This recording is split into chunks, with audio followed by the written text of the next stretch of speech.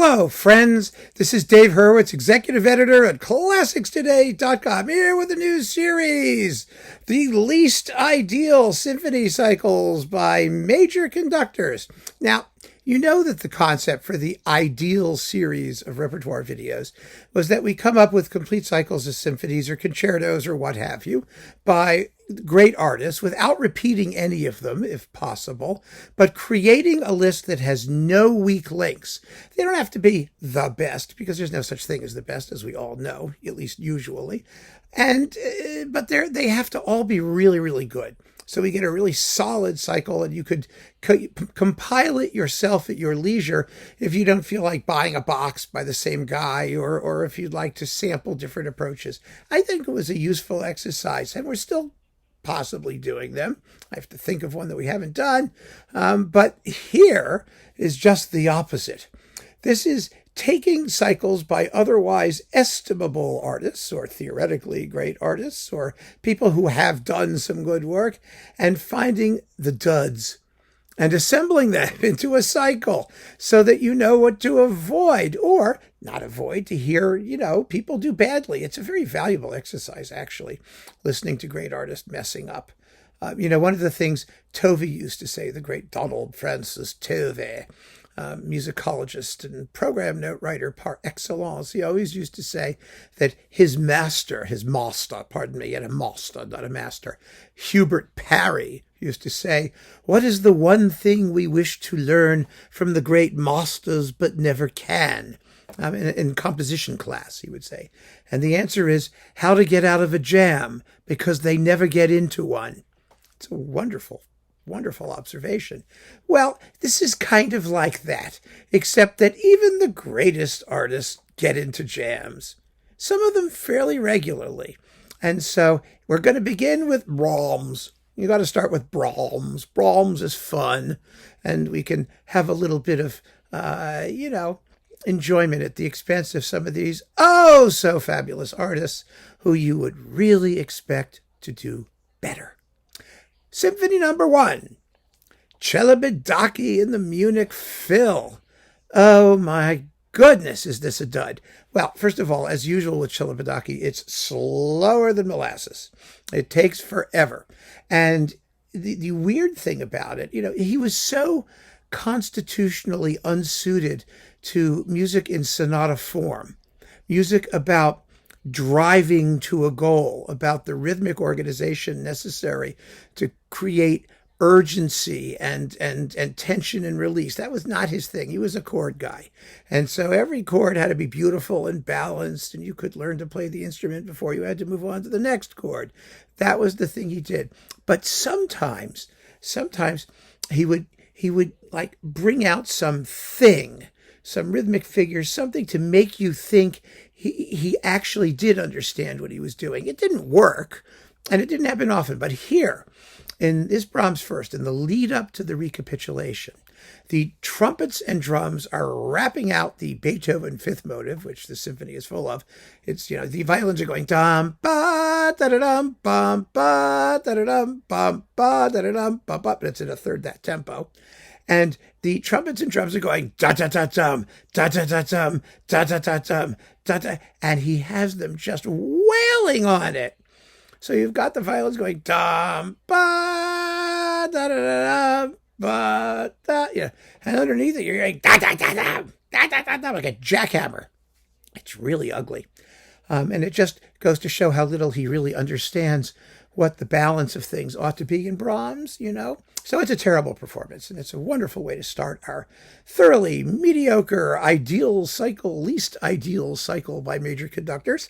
Number 2, Muti and Philadelphia on Philips, now Decca. Now, this was one of those, when Muti jumped ship from Warner, which was EMI, and went to Philips, he started remaking most of the same stuff he'd already done. He didn't do a lot for Decca before they dropped him, but there was some, and there was some repetitious repertoire, but then there were some new things. And this Brahms cycle was something that Warner didn't have with Muti in Philadelphia, and so I had very high hopes for it.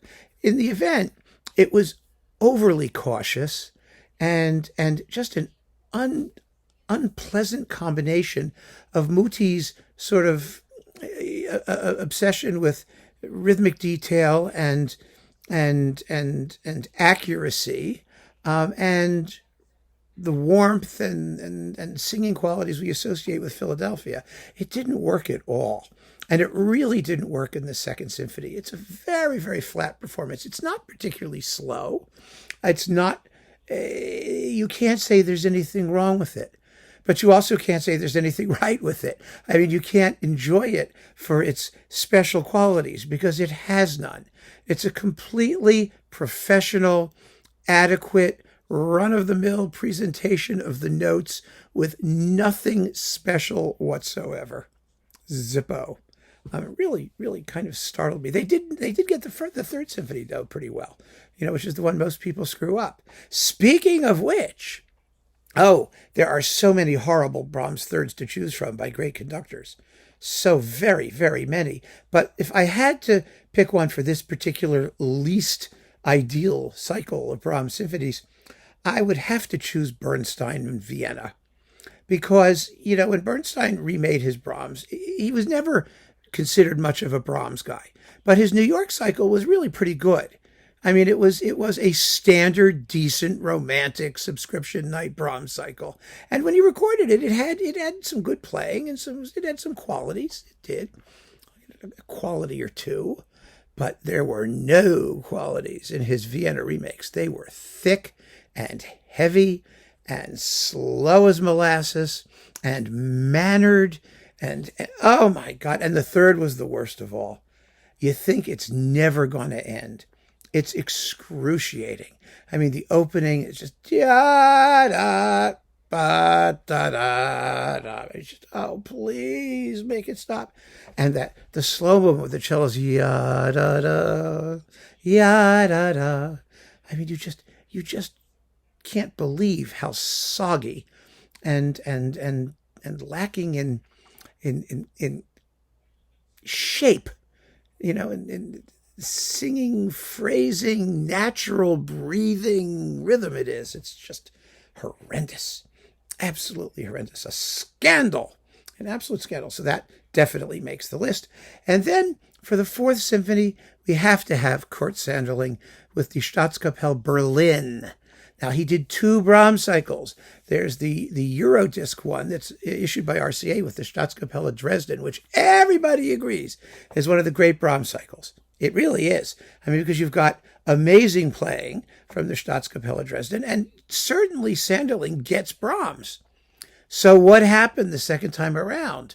Well, maybe he got a little older. The orchestra wasn't as good.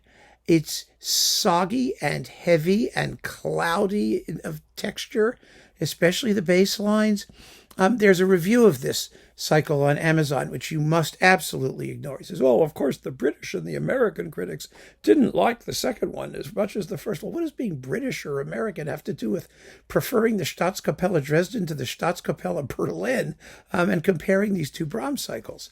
Anyway, that person is an outlier, but I wanted to point out it's there in case you see it, because a lot of people, when we recommend Sanderling's Brahms, wind up with the wrong cycle, and they listen to it and they just go, yeah. And this is that one. I mean, it's really, really just dull, flat-footed. I mean, the concluding Passacaglia, which Sanderling should do better than anybody because he's like Klemperer. He's like grim and miserable and, granitic, but it's not. It's just lacking any kind of tactile strength and excitement. And the scherzo is just heavy-handed, and the whole thing is just a mess. So there you have it. A completely uninteresting, or maybe interesting for some of you, but a completely unworthy Brahms cycle by otherwise worthy, very worthy conductors. Everybody has their moments. So there will be much more to come in this series if you enjoy it, as I do. It's fun to put together, actually, because it's good to stretch your critical faculties a little bit. And I think that's what this does. So keep on listening, friends. Thanks for joining me. Take care.